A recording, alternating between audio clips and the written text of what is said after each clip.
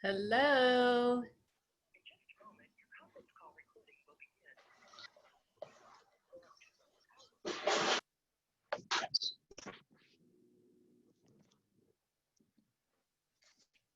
Hi, how you doing?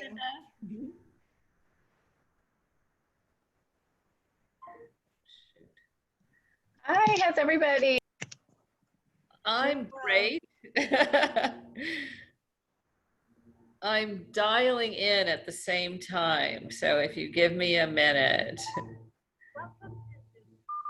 Good. I'm hoping Gina will be here any minute, I'm sure.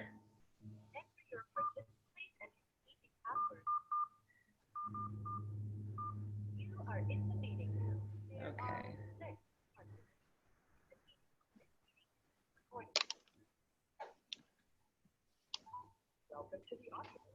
That's my photo.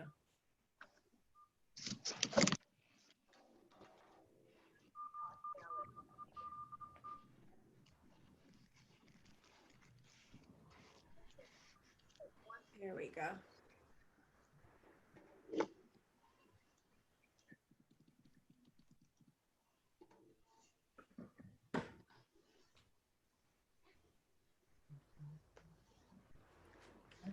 Well, we'll maybe give it a couple minutes until Gina joins us, and then I'll. I hear she's coming. I did speak to her, so I'm expecting her to be here. Great. Hi, Bob. Good to see you. Lily, you have the book. Yay! Me too. Nice to see you, Christine. You too. I'm so excited about this evening and looking forward to this conversation. Thank you so much, Linda, for hosting us. Absolutely. Thank you. I know some other people that are definitely going to be here, so. Let's see if there's, I think I've admitted, let's see, there's a few, no, I think I've admitted everybody that's here. Yeah. Oh, that's you, I think, the phone, okay. Yeah, okay. Oh, there's Hello, everyone. There she is, beautiful Gina. I feel like this is my day of Gina DeVee. It's been fun. Yes. So do we want to get started or? Yes, please. Okay. Well, hi, everybody. My name is Linda McLaughlin-Feigl. I'm one of the co-owners of Pages, a bookstore, and we are very pleased to welcome back Christine tonight to celebrate the release of her latest book. This is a return performance for Christine to Pages. And just to say a little bit about Christine, she creates a legacy from chaos using her business acumen as a business growth architect, attorney, entrepreneur, and certified executive coach, combined with expertise and as a professional navigator and a 100-ton licensed boat captain, which I hope you'll talk a little bit about that. Figuratively and literally, Christine has weathered the Category 5 storms in life and business and guided her teams to safely reach their destinations. And we are so pleased to have you joining us today, Gina. And Gina DeVee's journey from struggling psychotherapist who lived at home with her parents to globe-trotting entrepreneur has led her to founding her multi-million-dollar women's empowerment company, Divine Living. So let me see if there's anybody else here waiting to be, I think everybody's been admitted. And with that, I'm going to let the two of you take it away and have a conversation about this wonderful book. Wonderful, wonderful. Well, thank you for having me. And Christine, let's just start with a huge congratulations. What a gorgeous, gorgeous book this is, with a most timely message. I know that for any author coming out with a book in 2020, the author might feel like it's untimely, but we all know that the universe has eyes. And I know that people and readers need this message more than ever, the resilient leader. And I've had the great privilege and pleasure of knowing you for, I think, well over a decade now, and resilient should be on that birth certificate, Christine. You are such a force to be reckoned with, and you just go into the depths and come out shining at the top every single time. So for those who may not know your whole backstory, why don't we start with you sharing a little bit of how you got started on this journey? Well, I used to think of myself in the way that you described me, but I use the word warrior, right? I've been out on the front lines. My shoulders are broad. I've been advising clients on 5 continents. I've started, grown, and expanded 10 businesses on my own and with partners. And, there isn't any business challenge I haven't navigated for myself or my hundreds of clients. And what I didn't grasp until I found myself literally buried alive in a wind coffin after going home alone to shelter during a record-breaking Category 5 storm was that I needed something more, that being a warrior is not enough. And so I talk about this in the book about becoming your own storm warrior. And what does that mean? And this has been my long journey, right? Because I look really good on paper, lawyer and executive coach and serial entrepreneur and, blah, blah, 100-ton boat captain, best-selling author. And when it came down to it, I used that to become complacent. And I talk about this being the #1 law of seamanship is complacency kills. And it nearly killed me. And I went home from a group of friends alone and found myself with the roof blown off my house, trapped in this shelter for almost 24 hours with no idea how I was going to get out, no telecoms, no internet, no plan, and no foot traffic, and no idea how anybody else had fared. And so what I've learned in this process of, 2 weeks later, having another Category 5 storm, at least this much, is that we shouldn't go it alone, and that we have to be willing to see our vulnerabilities and ask for help. And it's only in doing so that we can then become the storm warrior that others need us to be. Amazing, amazing. So 24 hours is a really long time. I think that, when you're in any kind of pain, 10 minutes, like me in a yoga class, you got to hold a pose for 2 minutes, that's serious. So, but 24 hours, we're going to get to what happens next, but what was going through your head at that time when you were hunkered down alone? Well, it's funny to say now, I would say I started writing my book, right? I had this moment. Right. I had this moment of realization with my hand on the door that was not going to get me free. I realized the dawning realization, and I could feel the panic rising up in my belly. And I knew in that moment that I was either going to cross over into curling up into a fetal position and waiting to die, or, a thought occurred to me: write down everything that you can learn from this experience. And that was what I call the beginning of my book, because, and I ask people this all the time in talks that I give: if you had nothing, no community, no access to no telecoms, nothing, what would you do? And one thing we can all do is pick up a pen and piece of paper and start writing. And literally, that's when I started the lists of things I did right, the mistakes that I made, as much information, my feelings, my experiences from the beginning, as much as I could remember. And it was the beginning of what would eventually be a cathartic experience until it became a book for others. But it was really about activating the prefrontal cortex of the brain. And it's really undersold. People talk about goal setting and handwriting, and there are studies that it uses the brain, activating the brain through the handwriting is accessing the prefrontal cortex, which is the problem solving aspect of our brains. And so I didn't know any of this, right? I just knew this is a thought that occurred to me. This is something I could do. And I would use that to get me through those interminable hours until something occurred to me. I mean, the way you describe that hurricane, I feel like it couldn't be more perfectly articulated for what so many people were experiencing in 2020. Like the panic welling up in the body, and this, the mind starting to spin, and what's going to happen. And if only more of us, maybe earlier on, but at least we're here now, could activate this frontal cortex and really go to become solution oriented, I know that we did at least feel a lot more peaceful, I think, and a lot more just safe internally.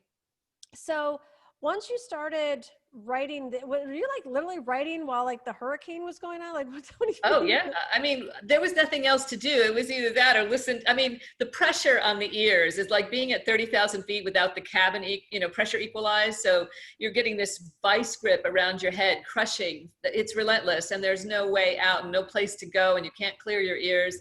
And the sounds, and a portion of my shelter door had been ripped apart, so there was the storm was literally coming in like the claws of a monster reaching its tentacles through my prison doors. And it was, so that's happening. And yeah, I mean, it was because it was daylight. This storm started in the late morning hours, and it was still, quote, daylight, even though it was pitch black in the second wall and when I was trapped. And so when you have to get through, I wasn't going to be able to sleep through it. So it was something to do because I had no idea what there was to do at that Amazing, amazing. So do you think your skills as a captain helped you during this time? I'd like to think so, but there's a plan and all, but in fact, there were things that I didn't do, right? I have this VHF radio on my boat that is always there, and that was the means of communication when telecoms were down for, weeks and weeks. Didn't have that with me. I have a device that allows you to text and email anyone, anywhere in the world, from anywhere in the world by satellite. Didn't have that with me. So those are two critical captain devices, skills, tools that we might otherwise draw on when we're offshore. And I was on land, right? And the funniest thing about my last book, the back cover says, it's the partnership of a weathering the storms. It takes the partnership of a navigator and a captain and a driver. And the idea that I would have the worst storm of my life on land didn't occur to me. I was just so complacent. Interesting. But you must have had some skills as a captain that would have Well, absolutely. Something. Right. Give us a couple. When we go offshore, right, we're in a universe of our own. So we can't go to the store if we run out of something. We can't go buy water or turn on the tap if we run out. So we have to think of those things, like your entire universe has to exist in that space.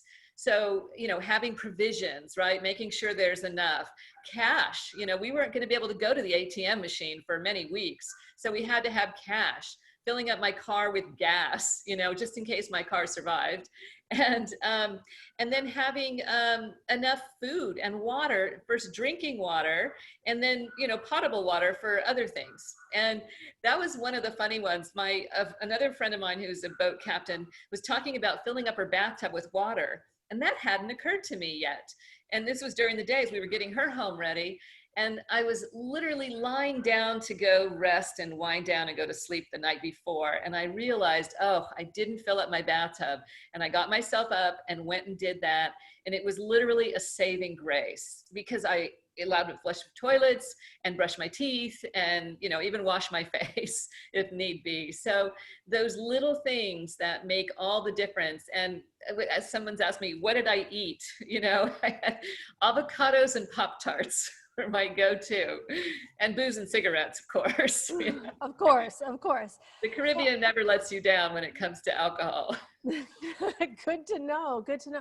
Because what I'm thinking is that for any of us going through our own category 5 storms, emotionally or otherwise, that, we think that it's so random, but there is nothing really random. And in fact, I just know from my own self-reflection, anything I'm going through, once I'm out of the panic and actually going for being solution oriented, you realize you actually have been prepared for this on some level. And even though you're being challenged, it's to get you to the next level. It's not meant to destroy you.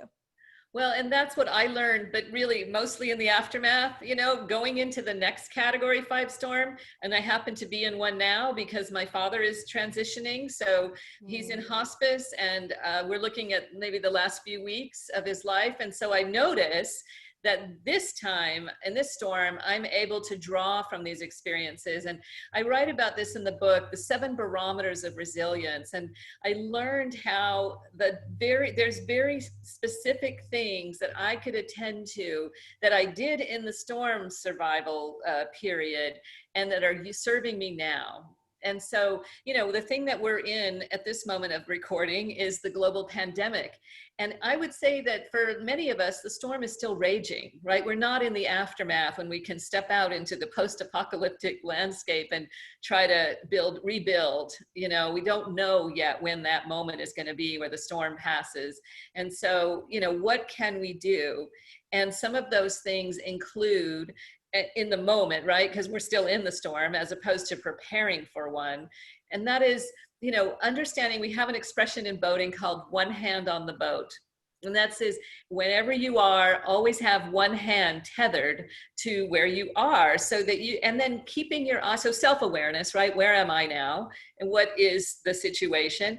And then having an eye on the horizon, on what's coming, what are the weather conditions, we're prepared for the rogue waves, right? So it's both self-awareness and situational awareness that is the cornerstone to me. And I call that harnessing the power of the storm, because we're in it. So what are we going to learn about ourselves? What can we do? And what's around and available to us? And how can we not go it alone? And that's the Storm Warrior piece that I've talked about. Oh, that's brilliant. I love this analogy. I've been doing this for a while. I've never quite heard that one. So people can really track this process for themselves and what they might be going through individually. What are some other examples of category 5 experiences? Well, for heaven's sakes, right? We haven't been through a hurricane, or out in California, the deadly fires. We've had financial distress. If you're an entrepreneur, starting a business can feel like a category 5 situation. Losing a loved one, going through a relationship breakup, whether it's business or personal, there's just so many things. And even if it, maybe on paper doesn't look like what might feel like a category 5 to others, it can feel like a category 5 to the person experiencing it. It doesn't have to be a record-breaking storm or a record-breaking event to feel devastating. And divorce can be like that. Many people have been divorced, and yet when you're going through it, it feels like there's nothing worse and no one else has ever experienced this kind of pain. And so recognizing first that we're in it together, and there's others, and seeking those people out, or trying to be of service to others who are going through their own version, can help all of us get through our category 5 events. Yes, the being in it together is, I was just working with a coaching client, and she was going on and on about these 30 pounds she's gained during the pandemic, like it was 300, and it was like, I said, you do realize you gained 30 pounds and not 300, right? And then like she finally laughed, like she was just so in her own, it was a category 5 for her for sure. I just wish I had this, verbiage for her.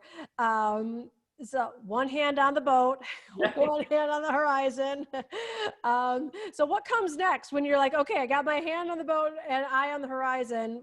Well, I mean, again, they can all be drawn from all the 7 barometers. And, I would say that even for, your client and any of us when we're in the storm, is that we can create a float plan for what's happening right now. So in boating, we don't leave shore without having a float plan in place. And it's a Coast Guard form that has been created that allows you to identify what provisions you have and need, what resources are you drawing on, who's on your crew, what competencies do they have, what's the method of propulsion, where are you headed, and when do you expect to get there, what obstacles are in your way.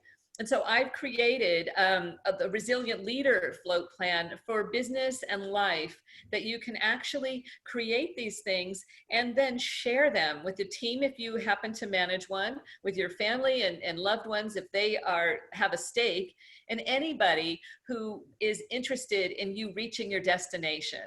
Because how else will you be found if people don't know when to come looking for you? Say more about that.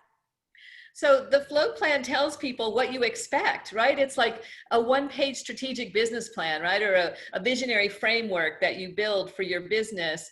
The idea that this is what I wish to accomplish, and here are the markers that I will have to overcome, or by when I should reach, you know, by setting out your short, medium, and long-term goals. So all of these things can then be tracked, and everybody understands what the mission is, where are we headed? And everybody gets on board. So they're all contributing as part of the float plan, and they're all sharing. And we have a place where we can go that's simple, that's succinct, and that if we don't make it, our investors, our vendors, our team members, our family members, people who depend on us can follow and track and help and be aware. Well, you're so logical and articulate, and thorough, and the comprehensive approach, and I love it. And I'm thinking of the person who's like, there's so many people I work with that like some form of analysis paralysis, or just shut down, or like paralyzing fear sets in, that where they couldn't even begin to grasp like the very much needed comprehensive plan that you've laid out. What advice do you have for them? Well, and of course, it's natural, right? And you didn't mention conflict, right? It's one of the things I noticed after the dust settles and, you know, there's a new normal. After about a month of that, you could feel the tensions rising. There was conflict in companies, people storming off. There was all this anger coming, and it's natural when you're in an expedition, right? You go off and you're on your own. You have to depend on the team, and conflict is a normal part of the process. And so understanding that we can manage this catastrophe after the catastrophe, as I call it, is creating the culture that we want. It's a utopian opportunity, right? Because we don't have to be drawing from old norms. And that's what our experience is now, that we are in this global pandemic. So whatever was working before, we may not be able to use anymore. Those modalities may have vanished in the current situation. So we have a chance to create what is utopian for us. And then to recognize that we can also create the culture we want, we can have communication that we want, we can build our own styles of communication and decision making, and we can recognize first and foremost that this is a normal part of forming, norming, storming, and performing. It's Tuckman's behavioral rules for group engagement when you're doing anything. Oh, it's such an important reminder. I think that, you know, so much of the old programming for all of us has been like avoid conflict. And it's just so inevitable right now. Like we're just all in it, all over the place. You know, with conflict usually needs confrontation of some sort, you know, and what advice do you have for people who just avoid confrontation at all costs?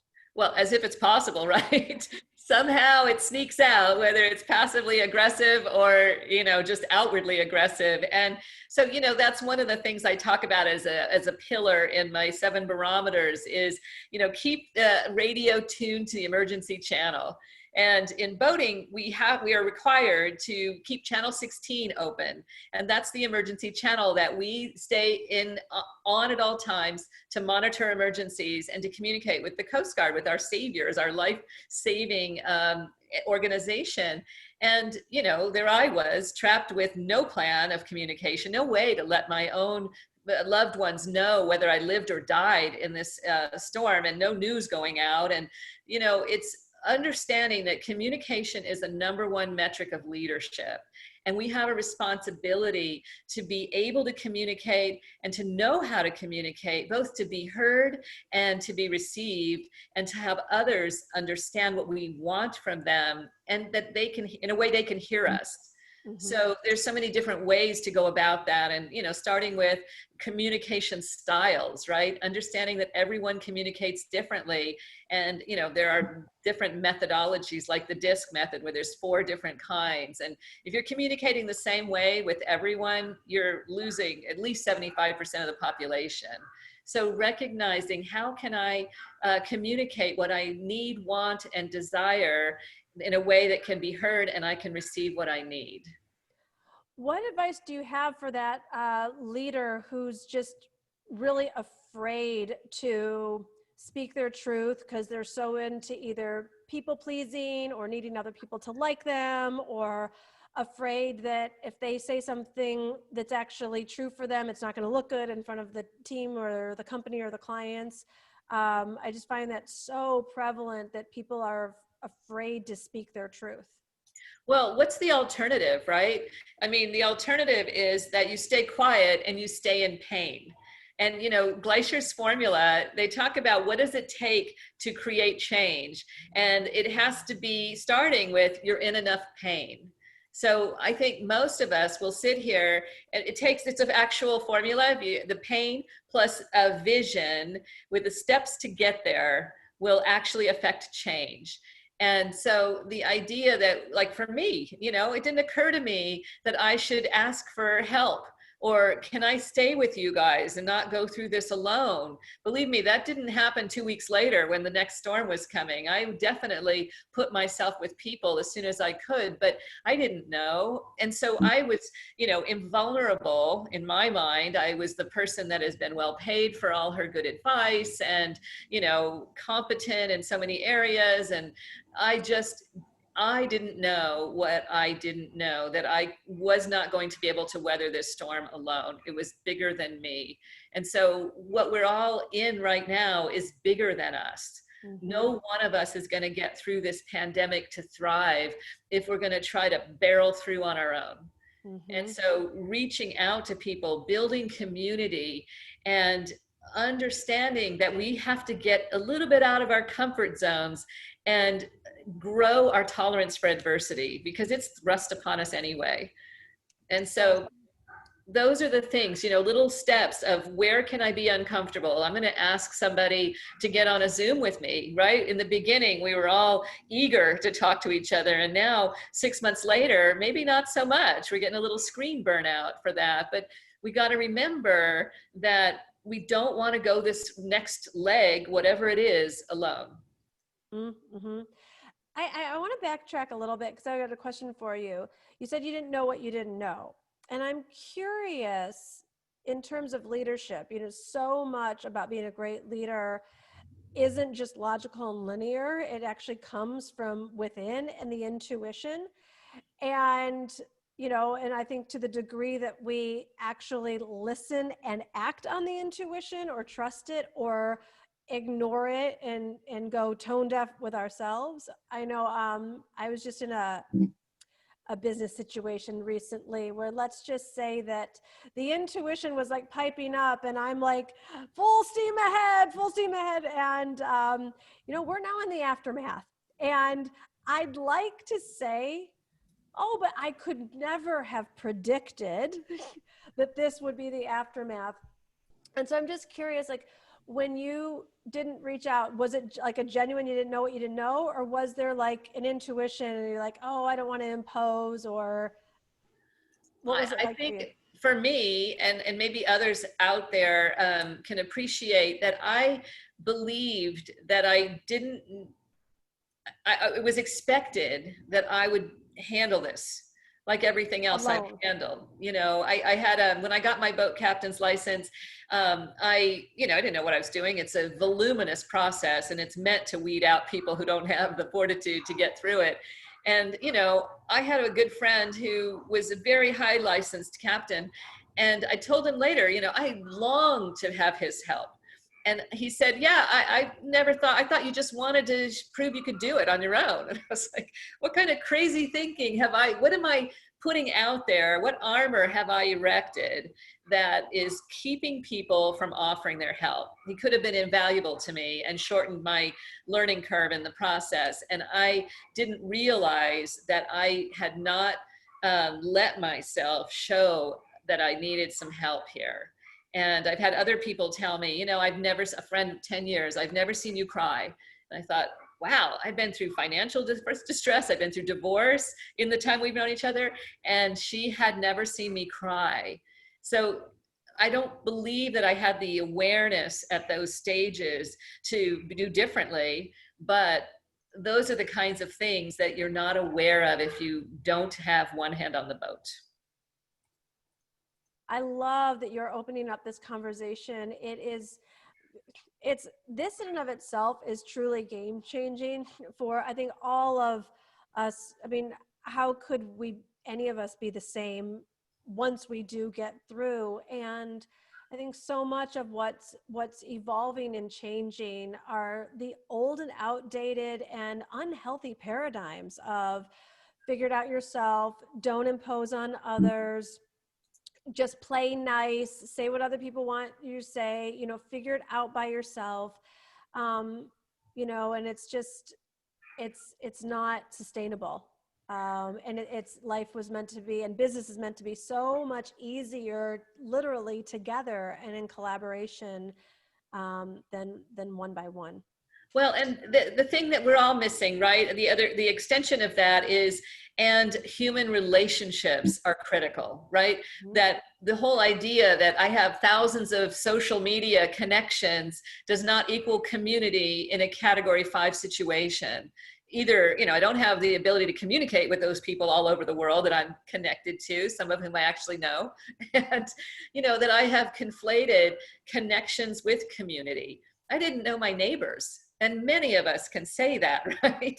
Especially in big cities and where we're not inclined. We know the people we know, but we don't know the people living next to us sometimes. And I was on a hilltop, isolated from my friends and from the people abroad. So I didn't have a community. And so that's the other, the corollary to all of that is we have to build our tribes. And where do we start when sometimes it's just impossible to pick up the phone? If I'm hurting, if I'm in pain for, something, I can't just say, hey, I need someone to talk to, or dial it out. And the phone usually either no one answers or it weighs too much to pick up.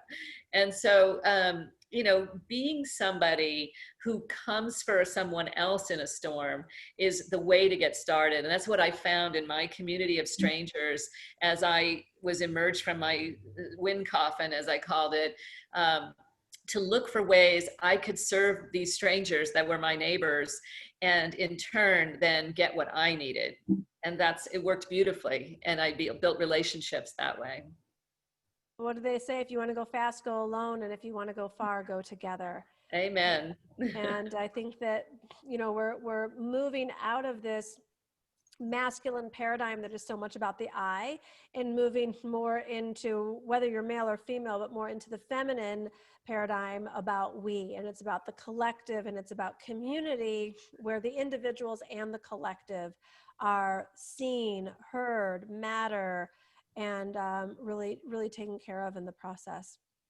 Yeah, and no stone unturned, right? That we actively go out and find the people who might be cowering in a corner or suffering in silence, and just seeing where we can be of service. Something as simple as I had extra bedding that weathered the storm, or, things that I could give to my community, or my car was working so I could go out and do water hunts, do runs for water to bring back to my neighborhood. And there's just ways that we can do this and not, depend on strangers in our social circles that are online and really not there for us, not able to be there for us in the way that we really need.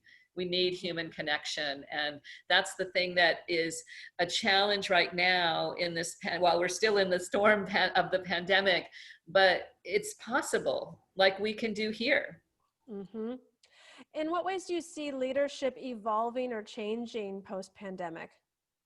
Well, hopefully we will all learn to become a storm warrior, right? Being willing to recognize our vulnerability and communicate about that so we can be of service for others. And also, I talk about developing a Category 5 leadership style, that we all have a place in the world and in the current situation and in the aftermath of a Category 5 event.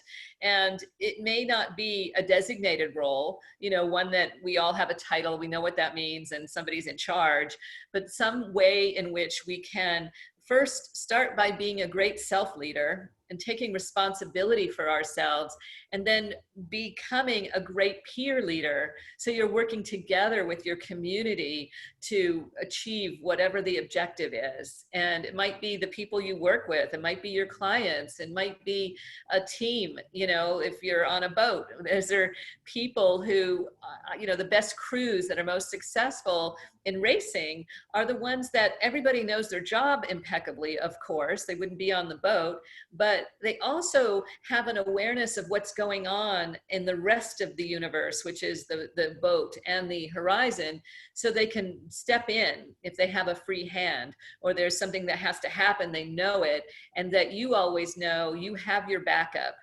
That I know I don't have a fourth or fifth hand to go get to that, but someone's already done it because they saw it and it was done. And those are different forms of leadership that I talk about in the book that are what we can all do. Mm-hmm, mm-hmm.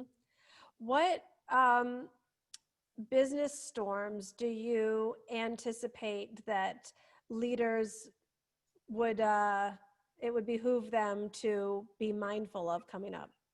Well, I mean, if you're not in a cash flow crunch, you're already, gone unconscious, right?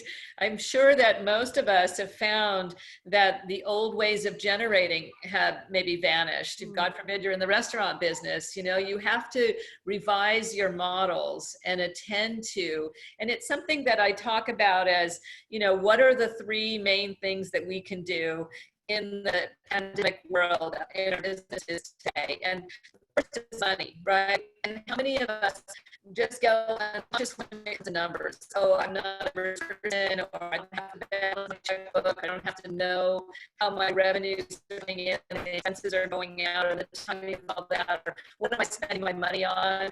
We have to get super hyper conscious of where the dollar is going and manage our cash flow in a way that is extremely vigilant right now. And we can develop it from this time in the long term by getting really lean, by cutting unnecessary things that don't either get us a client or keep us a client. And being able to build a reserve of whatever there is, even if it's a small amount, it's discipline that we can start to practice. So money, and then marketing, right? We're at a place where hopefully if we've had some success, then we know some of the things that got us liftoff. And by the time, this axiom that, multiple revenue streams, right? Or we lose track of the thing that gave us traction in the first place. And so getting back to basics, figuring out what did I do for clients that really attracted them, and what do they need now?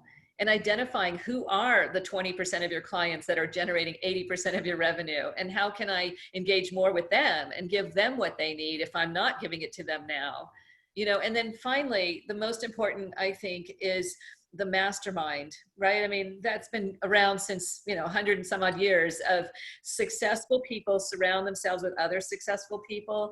But it's more than that. It's building that community of people. And I know this from having my own Category 5 startups of getting from 0 to 7 figures in 3 months, and building a team of 160 people and feeling like nobody's ever done this before, so who am I going to talk to about it? And having people who have similar experiences or wisdom to share, and surrounding yourself with them so that you can vent, you can problem solve, and you can gain from the wisdom of others.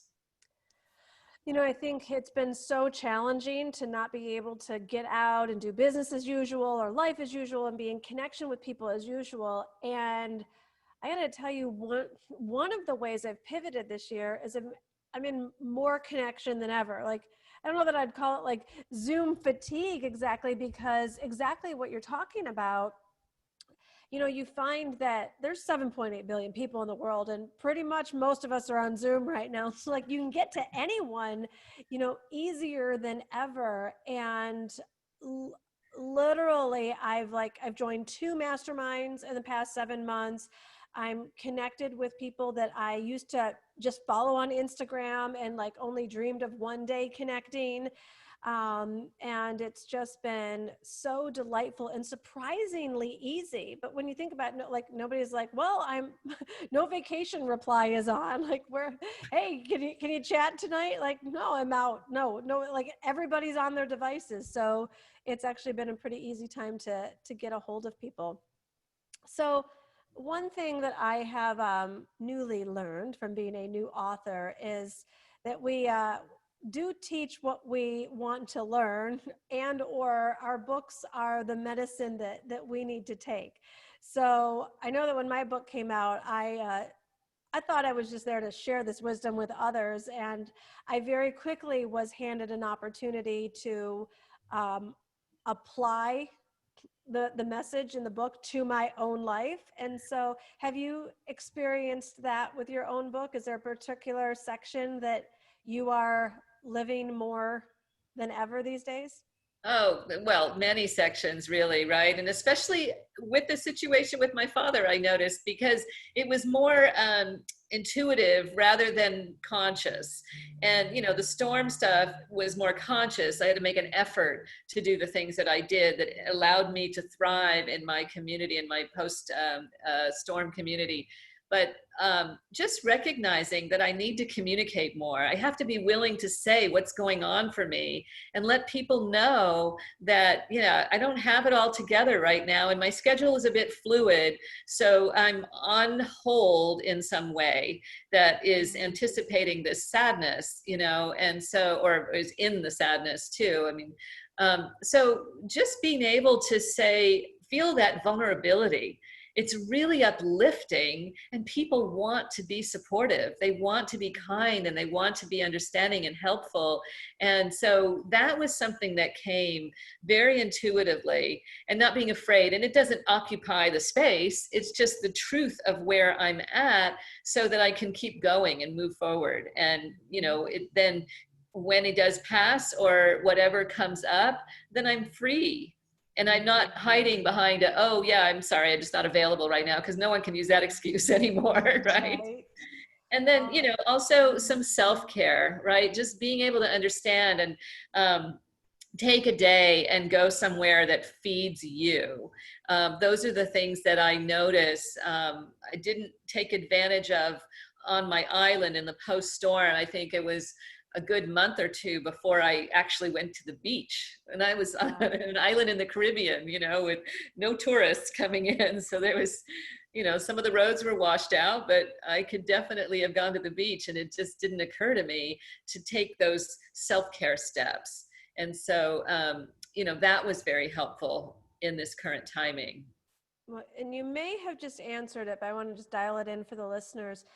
My heart really goes out to you about your father. And in terms of what you were talking about earlier, if someone else was in whatever their category 5 is, but give us a specific on, with your father, what does it look like with one hand on the boat and the eye on the horizon?